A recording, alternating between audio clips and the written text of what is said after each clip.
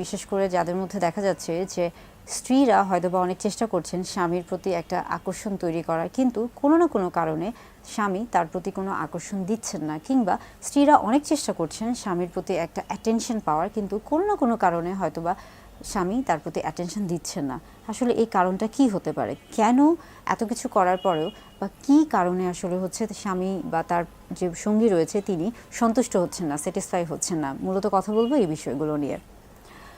দাম্পত্য জীবনে দেখা যায় স্বামী স্ত্রীর মধ্যে অনেক সময় অনেক রকমের বিষয় কাজ করে থাকে, এবং দেখা যাচ্ছে যে অনেক সময় হয়তোবা দৈনন্দিন কাজের কারণে হোক বা বিভিন্ন কারণেই হোক স্বামী স্ত্রী উভয়ে বিভিন্ন প্রেশারে থাকে, মানসিক দুশ্চিন্তাগ্রস্ত থাকে, বা অনেক বিষয়ে অনেক কিছু নিয়ে তারা অনেক ধরনের সমস্যায় থেকে থাকে। কিন্তু তারপরও দেখা যায় যে দৈনন্দিন জীবনে যেহেতু যৌন জীবন একটা গুরুত্বপূর্ণ একটা বিষয়, বা মানুষের স্বাস্থ্যগত বিষয়ের মধ্যে যৌন জীবন খুবই গুরুত্বপূর্ণ বিষয়, এবং এটা দাম্পত্য জীবন স্বামী স্ত্রীর মাঝে অত্যন্ত গুরুত্বপূর্ণ। তাই অনেক সময় দেখা যাচ্ছে যে স্বামীর ক্ষেত্রে অনেক সময় স্ত্রীরা অনেক চেষ্টা করছেন তার স্বামীর প্রতি একটা আলাদা আকর্ষণ তৈরি করার বা তার স্বামীকে কাছে পাওয়ার, কিন্তু কোনো না কোনো কারণে সেই জিনিসটা হয়ে থাকে না। আসলে কেন? মূলত দেখা যায় যে স্ত্রী বা নারী যিনি রয়েছেন তিনি অনেক সময় তার পুরুষ বা তার স্বামী যিনি রয়েছেন তাদের ক্ষেত্রে অনেকটা উদাসীন থাকেন।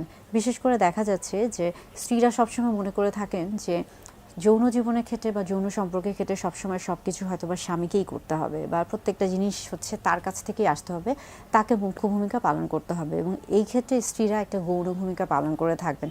সেই জন্য দেখা যায় যে অনেক স্ত্রীর নিজে থেকে অনেক সময় আগ্রহ ইচ্ছা থাকলেও তিনি হয়তো বা বলতে পারেন না, সেটা লজ্জায় বা দ্বিধাদ্বন্দ্বের কারণে, কিংবা হচ্ছে অনেক সময় ইগো থেকে তিনি চান যে তার স্বামী আগে তার প্রতি হচ্ছে অ্যাপ্রোচ করুক বা আগে তার কাছে আসুক।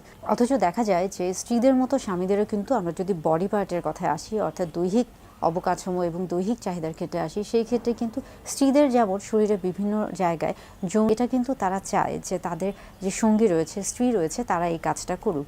তাই স্বামী স্ত্রী উভয়কেই উচিত উভয়ের জন্য একটা বন্ধুত্বপূর্ণ মনোভাব তৈরি করে এই পরিবেশটা তৈরি করা। এটা এমনটা কিন্তু না যে সবসময় পুরুষদেরকেই করতে হবে, অর্থাৎ স্বামীদেরকেই করতে হবে। তাই সেই ক্ষেত্রে স্ত্রীদেরকে অবশ্যই বলে রাখছি, বা যারা নারী আছেন সঙ্গী রয়েছেন তাদেরকে বলে রাখছি যে আপনারা কখনোই আপনাদের স্বামী বা পুরুষদের জন্য অপেক্ষা করবেন না। যখন দেখবেন যে বিভিন্ন কারণে হয়তো বা আপনার হাজব্যান্ড আপনার উপর সন্তুষ্ট না, বা বিভিন্ন কারণে তিনি হয়তো বা এড়িয়ে চলছে, তখন আপনারা এই বিষয়গুলোকে গুরুত্ব দেওয়ার চেষ্টা করবেন। আরেকটি গুরুত্বপূর্ণ বিষয় বা সবচেয়ে গুরুত্বপূর্ণ বিষয় হচ্ছে সাইকোলজি।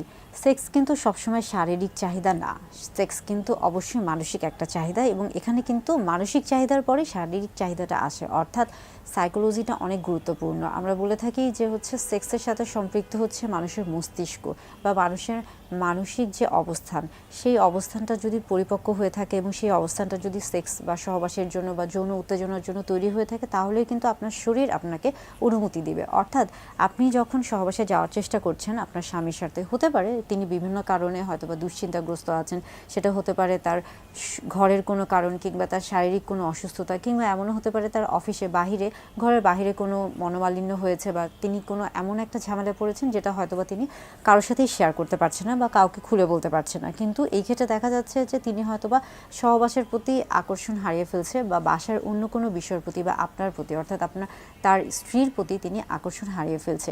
সেই ক্ষেত্রে মানসিক অবস্থানটা খুবই গুরুত্বপূর্ণ। নারী পুরুষ উভয়ের ক্ষেত্রে, অর্থাৎ স্বামী স্ত্রীর মধ্যে দাম্পত্য জীবনে মানসিক যে অবস্থানটা, এটার গুরুত্ব এতটাই বেশি যে এটাকে সবচেয়ে বেশি প্রাধান্য দেওয়া উচিত। এবং তার পাশাপাশি বললাম যে বডি পার্টসের যে বিষয়গুলো, অর্থাৎ শরীরের যে যৌন উত্তেজনাময় অঙ্গগুলো রয়েছে, পুরুষদের ক্ষেত্রেও সেই অঙ্গগুলোকে গুরুত্ব দেওয়া উচিত। এবং এর পাশাপাশি দেখা যাচ্ছে যে আমরা বলে থাকি যে ভার্বাল কমিউনিকেশন, অনেক সময় দেখা যাচ্ছে যে অনেক স্ত্রী আছেন তারা অনেক সময় তাদের স্বামীকে বলে থাকেন যে হয়তোবা বিভিন্ন কারণে তার স্বামী বিছানায় সহবাসের সময় তার হয়তোবা দ্রুত বীর্যপাত হয়ে যাচ্ছে, কিংবা তিনি ভালো পারফর্ম করতে পারছেন না। সেই ক্ষেত্রে দেখা যাচ্ছে অনেক স্ত্রী খুব সহজেই বলে ফেলেন যে তিনি করতে পারছেন না, তাকে দিয়ে হবেন না, তিনি যেন খুব তাড়াতাড়ি চিকিৎসা নিয়ে থাকেন, এভাবে চলবে না। এই যে নেগেটিভ যে কথাবার্তাগুলো বা এই যে কটূক্তিগুলো, এগুলো কিন্তু অনেক সময় আপনার স্বামীর মনে অনেক দুঃখ দিয়ে থাকে বা অনেক বেশি কষ্ট পেয়ে থাকে। এবং একবার যখন এই কথাগুলো তিনি, অনেক সময় দেখা যায় যে অনেকে এত বেশি সংবেদনশীল থাকেন যে একবার এই কথাগুলো শুনলেই তিনি পরবর্তীতে তার স্ত্রীর কাছে যেতে চান না বা ভয় পান, পান বা তার মধ্যে একটা অনীহা কাজ করে। আবার দেখা যায় যে অনেকে বারবার এই কথাগুলো তাদের স্বামীকে বলছেন এবং যার ফলে দেখা যাচ্ছে যে একটা পর্যায়ে গিয়ে তার স্বামী বিভিন্ন কারণে তার কাছ থেকে দূরে চলে যাচ্ছে। অর্থাৎ এই ধরনের কথাগুলো, কটূক্তিগুলো তাদেরকে বলা যাবে না। যদিও তারা পুরুষ, কিন্তু তারপরেও তিনি কিন্তু আপনার সঙ্গী এবং আপনার সবচেয়ে কাছের বন্ধু। তার সাথে বন্ধুত্বপূর্ণ আলাপ আলোচনা করতে হবে, তাকে বোঝার চেষ্টা করতে হবে তার মধ্যে কি পরিস্থিতি তৈরি হচ্ছে, কী ধরনের সমস্যার মধ্যে তিনি যাচ্ছেন, সেগুলো জানার চেষ্টা করতে হবে। তাহলে সেই ক্ষেত্রে দেখা যাচ্ছে যে আপনার স্বামী বা আপনার যিনি সঙ্গী রয়েছেন তিনি বিভিন্ন কারণে, যেই কারণে হয়তো বা আপনার কাছ থেকে কিছুটা দূরে চলে যাচ্ছিল বা আপনি তাকে সন্তুষ্ট লাভ করতে পারছিলেন, সংবেদনশীল থাকেন যে একবার এই কথাগুলো শুনলে তিনি পরবর্তীতে তার স্ত্রীর কাছে যেতে চান না বা ভয় পান বা তার মধ্যে একটা অনীহা কাজ করে। আবার দেখা যায় যে অনেকে বারবার এই কথাগুলো তাদের স্বামীকে বলছেন এবং যার ফলে দেখা যাচ্ছে যে একটা পর্যায়ে গিয়ে তার স্বামী বিভিন্ন কারণে তার কাছ থেকে দূরে চলে যাচ্ছে। অর্থাৎ এই ধরনের কথাগুলো, কটূক্তিগুলো তাদেরকে বলা যাবে না। যদিও তারা পুরুষ, কিন্তু তারপরেও তিনি কিন্তু আপনার সঙ্গী এবং আপনার সবচেয়ে কাছের বন্ধু। তার সাথে বন্ধুত্বপূর্ণ আলাপ আলোচনা করতে হবে, তাকে বোঝার চেষ্টা করতে হবে তার মধ্যে কি পরিস্থিতি তৈরি হচ্ছে, কী ধরনের সমস্যার মধ্যে তিনি যাচ্ছেন, সেগুলো জানার চেষ্টা করতে হবে। তাহলে সেই ক্ষেত্রে দেখা যাচ্ছে যে আপনার স্বামী বা আপনার যিনি সঙ্গী রয়েছেন তিনি বিভিন্ন কারণে, যেই কারণে হয়তো বা আপনার কাছ থেকে কিছুটা দূরে চলে যাচ্ছিল বা আপনি তাকে সন্তুষ্ট লাভ করতে পারছিলেন না বা আপনি তাকে স্যাটিসফাই করতে পারছিলেন না, সেই জিনিসগুলো আস্তে আস্তে ঠিক হতে পারবে।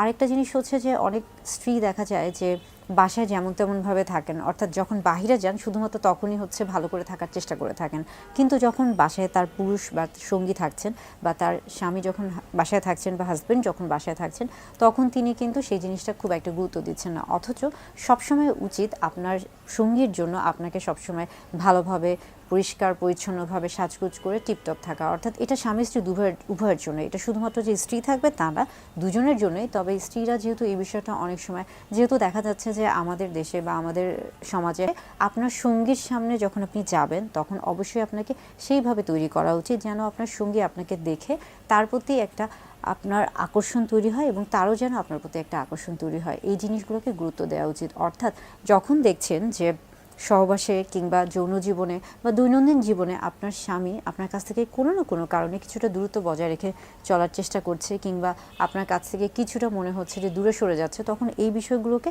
গুরুত্ব দেওয়ার চেষ্টা করুন, বোঝার চেষ্টা করুন যে নির্দিষ্ট কোন কারণে তিনি আপনার কাছ থেকে হয়তো বা দূরে চলে যাচ্ছে বা দূরে চলে যাওয়ার চেষ্টা করছে। সেই বিষয়গুলোকে সেই বিষয়গুলোকে খুঁজে বের করার চেষ্টা করুন এবং সেই বিষয়গুলোর সমাধান বের করার চেষ্টা করুন।